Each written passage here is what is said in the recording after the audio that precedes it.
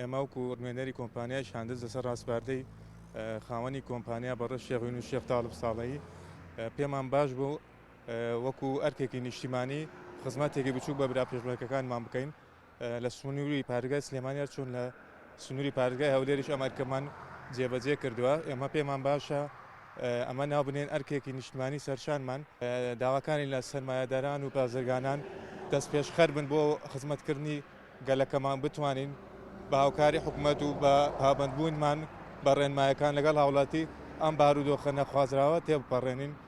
هەموو کاتێک پێشمەرگە شایانی زۆر زیاتر بووە و سەروەری نیشتیمان بووە.